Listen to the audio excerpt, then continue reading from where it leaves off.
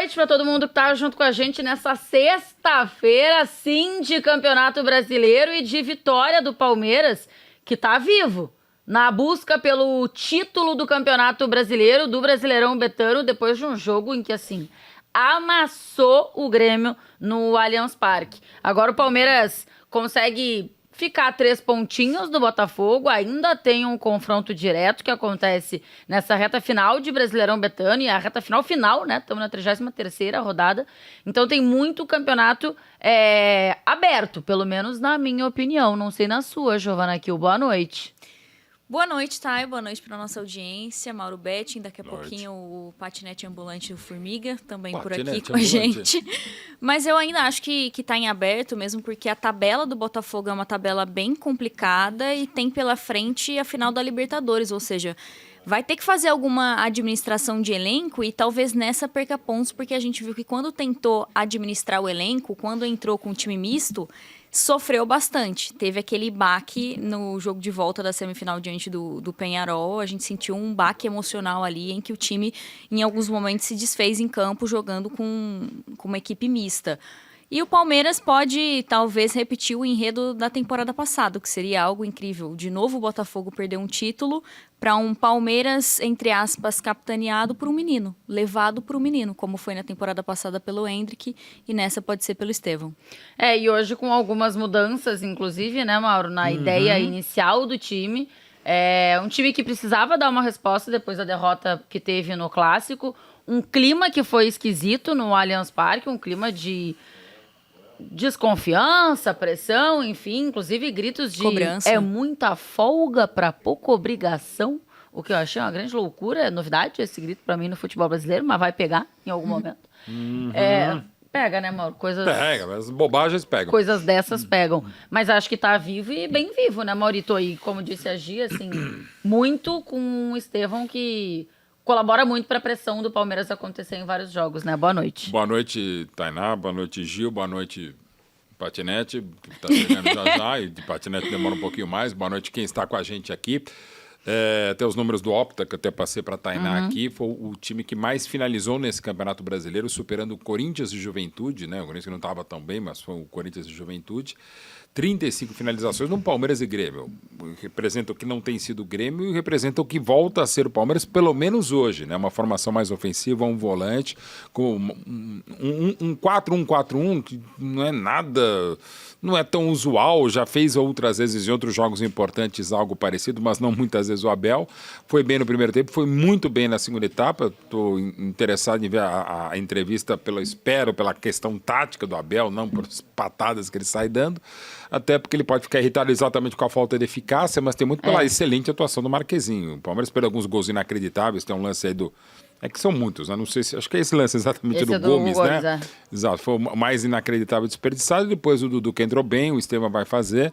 Aí o Marquezinho fazendo milhões de defesas. E o Estevão é impressionante, né? 17 aninhos, artilheiro agora do campeonato, até pela lesão do Pedro, lamentavelmente, com 11 gols. E é um menino de 17 anos e um ponta-direita. Embora a partir da direita ele faça tudo isso. Palmeiras achou um jogo que precisava. Espero que os torcedores que querem achar alguma coisa, os palmeirenses, deixem de lado essa coisa de não dizer o nome dos jogadores, de não dizer o nome do treinador na entrada do estádio, né?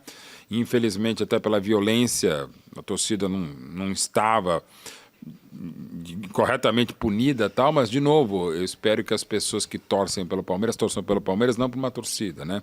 Então, torçam, vão ao estádio e precisam nesse momento, nesse jogo, em outros jogos. Aliás, lá fora são os torcedores organizados que vão em nome do Palmeiras, em nome, sobretudo, da paz, sem violência, sem virulência, sem tudo aquilo que viu. Porque quando esse time quer, e ele quis hoje, ele faz o que fez. Claro que ele não deixa de querer essa... Como é que é o grito aí? Muita folga para pouca obrigação. Assim, né, time que é tricampeão paulista, bi-brasileiro, como é que os caras não vão ter obrigação? Eu tô chutando aqui que isso em algum momento foi assunto, porque irritou muito o Abel na última entrevista, depois do jogo contra o Corinthians. O Abel se irrita qualquer coisa também. Mas uma pergunta nesse sentido. Em que o time tava com muita folga e jogando pouco, foi aí que ele... Assim, pistolou de vez. Não precisa dizer, hoje o Palmeiras jogou muito bem, o Grêmio jogou pouco mal. Com a pistolada específica naquele caso ali, mas enfim. Mas hoje, Gil, mudou a forma de jogar do Palmeiras. tirando o Richard Rios, colocando o Veiga e o Maurício juntos, começando com o Rony, aí uma hora eu tava falando aqui de não gritar o nome dos jogadores antes do jogo e tal, e aí eu vim pra cá ouvindo rádio, e aí um relato dos colegas era, antes do jogo começar, né, era que os jogadores estavam no aquecimento treinando finalizações, e o Veiga acertou, o Maurício acertou, sei lá quem mais, acho que o Estevão tentou e acertou, e aí o Rony chutou na torcida. Ele chutou, na verdade, na arena do Grêmio. Eu vi a imagem, acontece, mas foi um jogo muito longe. E aí veio uma vaia, assim, então tava um clima esquisito, né? Era necessário dar uma resposta. Tanto é que o primeiro tempo do Palmeiras não é ruim, eu acho que é diferente do segundo, que é muita pressão, mas não é ruim. O primeiro tempo, e o time sai vaiado. No primeiro tempo também. É bem lembrado. E o time sai vaiado no fim do primeiro tempo. Eu acho que a grande questão é que em alguns momentos em campo, o Palmeiras parecia... O anímico estava um pouco afetado. Você não via de fato ali dentro de campo um anímico de um time que está brigando para ser campeão. E a gente notou isso no empate contra o Fortaleza, no empate diante do Bragantino, na vitória do Corinthians, nos momentos principalmente mais decisivos em que o Palmeiras criava e o Palmeiras poderia ir mais para cima, eu via que faltava um pouco de ímpeto mesmo, e até quando estava sofrendo uma pressão do adversário, faltava ter aquele cara que levava para cima e que mostrava que realmente estava todo mundo querendo ali em campo, e acho que isso foi passado para a torcida. Acho que esse sentimento ficou ali na torcida do Palmeiras, e daí vem essa cobrança. Mas o esquema, é claro, favoreceu muito para que o Palmeiras entrasse mais ofensivo. Essa escolha de deixar o Rios no banco e colocar o Veiga ali mais recuado torna o Palmeiras muito mais ofensivo, e o Grêmio também facilitou que o Palmeiras hoje fosse muito mais ofensivo, porque o Grêmio entrou nitidamente pelo 0-0. Tem facilitado para muitos adversários, eu diria. Independente do esquema, né? Durante o campeonato tem facilitado para bastante gente, inclusive. Por isso que também pode ficar mais próximo da zona do rebaixamento, dependendo do que acontecer nessa rodada de Campeonato Brasileiro. E acho que mostrando os melhores momentos aqui, agora o gol do Estevão, né? Mas os melhores momentos, acho que dá para ver assim o quanto o Palmeiras amassou completamente o Grêmio. Formiga, você que já estava durante o arquibancada e que está junto com a gente aqui no Prorrogação, a sua leitura, assim, o Flamengo. O Palmeiras conseguiu mandar um recado importante pro torcedor. Hoje, se o torcedor estava meio desconfiado, irritado, eu acho, mais do que desconfiado até, depois do jogo contra o Corinthians, hoje foi uma resposta boa? Eu acho que foi boa noite, eu acho que foi uma resposta porque o resultado veio, porque eu acho que com esse volume todo e a vitória não tivesse vindo, ia bater um sentimento de que, putz, velho, de novo, a gente produziu e nada, e meio que o torcedor do Palmeiras... O time não jogou mal, fez o segundo tempo muito bom. Acho que no primeiro, o Grêmio fez valer a sua estratégia. Por mais que tenha sofrido, e o Marquezinho já tinha feito grandes defesas no primeiro tempo, teve gol anulado e tudo, mas o Grêmio conseguiu fechar ali o funil, evitar algumas finalizações, obrigou muito o cruzamento, como a gente viu aí, esse que foi o primeiro de vários que o Palmeiras deu ao longo do jogo. Mas no segundo tempo eu acho que o Palmeiras conseguiu ser mais criativo.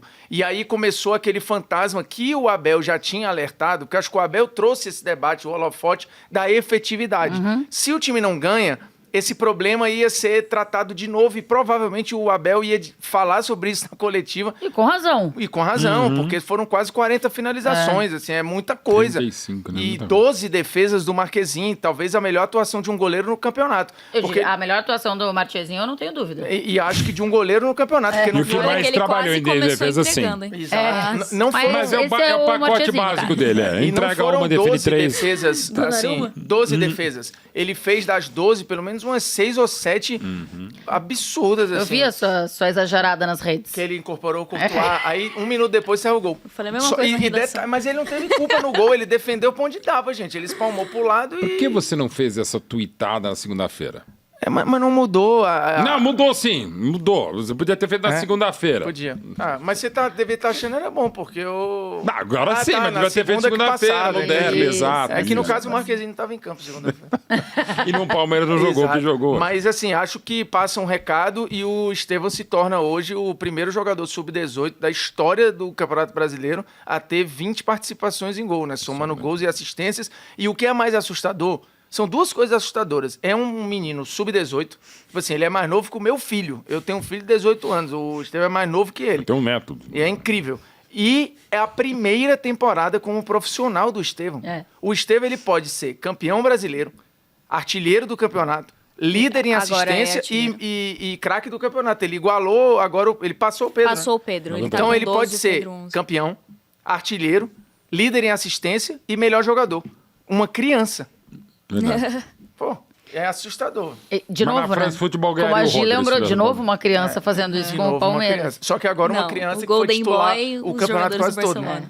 Porque eu acho o campeonato, na boa, do Estevão, mais incrível que o do Hendrick no ano passado. Sim. Eu acho ele é a mais estrela do influente time no desde time. Exato. Sim. Ele é o cara do time de um bicampeão brasileiro desde o começo. O Hendrick, ele foi pressionado a virar ali. O Hendrick vira o Hendrick de outubro pro final do campeonato.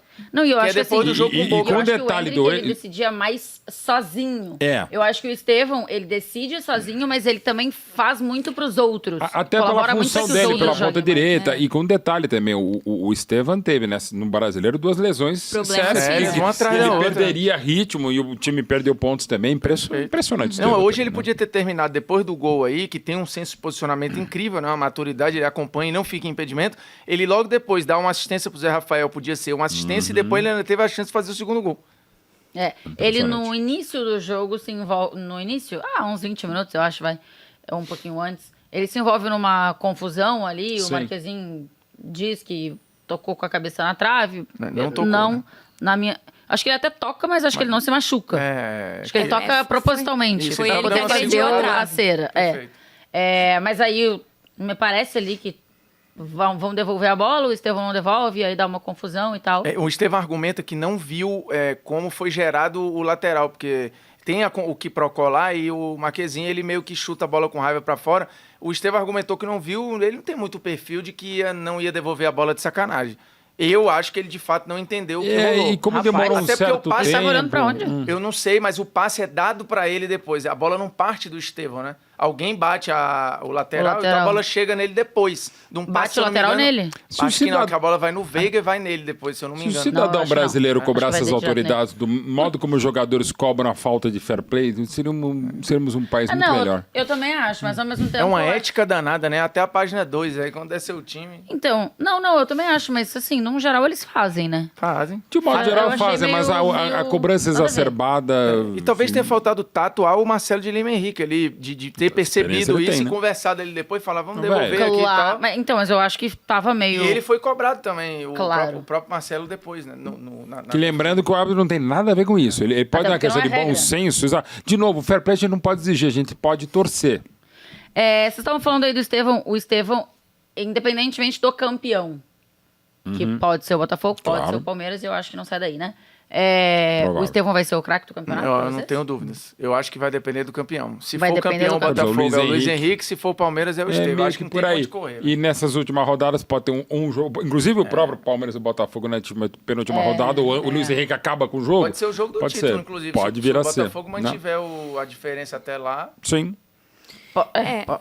É que no Botafogo, acho que o Luiz Henrique ainda divide o protagonismo com outros, mais do que o Estevão no Palmeiras. O Palmeiras é muito Estevão. E aí, segundo a France Football, né, o que levou o Vinícius a não ganhar a bola de ouro foi que os companheiros de time dele dividiram votos. Eu votaria no Rodri para o melhor jogador do Campeonato Brasileiro. Indo nessa linha... Isso pode prejudicar o Luiz Henrique.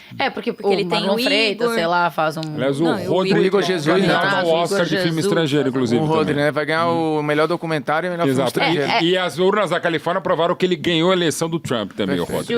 Se o Palmeiras for campeão, acho que não tem dúvida de que... Aí sim. Né? De que é o Estevão. Agora, se for o Botafogo, acho que vai ficar com alguém do Botafogo. O Estevão, que se assim, se vamos supor que o Palmeiras seja campeão, tá? O justo seria ele ganhar de craque do campeonato e revelação do campeonato. Então, eu nunca vi isso acontecer. Né? Isso e comemos um absurdo. Que eu não lembro, eu acho que nunca aconteceu, porque aquela coisa, não, porque tem que ser... Cara, se o cara é... O Yamal podia ter ganho, por exemplo, na Eurocopa. Embora a Espanha tivesse outros tantos jogadores, mas no final das contas ganhou quem? O Rodri, que foi inclusive o craque da Copa América também. Eu posso revelar uma foto pela primeira vez e ser uma foto de prêmio, né? Exato. Belo exemplo. Bem colocar o momento Kodak. Bati uma foto a primeira vez na minha vida. Escrevi no prêmio, ganhei. Pode acontecer. Olha aqui, o melhor fotógrafo estreante e também a melhor foto é o Estevão, pô. Ô, Mauro, mas o quanto... A gente, inclusive, tá abrindo enquete aí pra galera votar no craque do Brasileirão Betano. Eu, esses dias, tava ouvindo algo nesse sentido, assim. O quanto... ano passado, a gente falou aqui do Endrick ser fundamental. Sem dúvida. Pro título pra arrancada do Palmeiras. E acho que o jogo contra o Botafogo é que fala muito sobre isso. O quanto a individualidade está sendo muito importante, já foi no ano passado e está sendo nesse no Palmeiras. Demais, né? E também não é demérito algum, primeiro, porque é mérito da formação do clube. Mas o Abel ganha nas individualidades. Eu acho que não é só isso, né? E, de novo, né? Por mais que o futebol seja coletivo e cada vez mais é coletivo, você não pode detonar um treinador quando o time é um com o Estevão e outro sem... O Estevão é um craque. Um dos maiores potenciais que surgiram no Brasil e no mundo nos últimos anos, como o Endrick também é. E você fala, meu treinador, eu sou treinador, eu coletivo, então o Richard Rios é mais importante que o Estevão. Claro que não, né? Se tem um cara como esse, você tem que abusar dele. Pode ter um pouco mais de alternativas? Pode, mas o trabalho, enfim, é muito bom. Eu tenho a sensação, só, desculpa, que você citou aí as lesões que teve o Sim, que Estevão. são impressionantes do Estevão. E como ele se foram supera momentos rapidamente. importantes e de queda do Palmeiras na temporada, né? Também que passa daqui a pouco muito. não tivessem essas lesões e essas quedas. Todo mundo sente, né?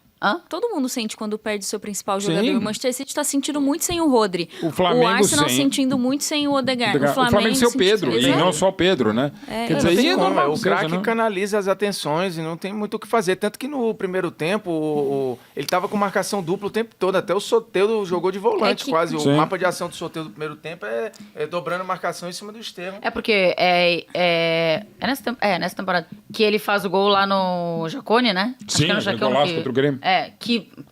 Eu não entendo aquele jogo até hoje, porque o Palmeiras não conseguia jogar e daqui a pouco... Mas é mais um daquele jogo que o Palmeiras não tá nem aí, vai lá, empata, busca um resultado. E daqui a pouco o Estevão apareceu e fez o que fez.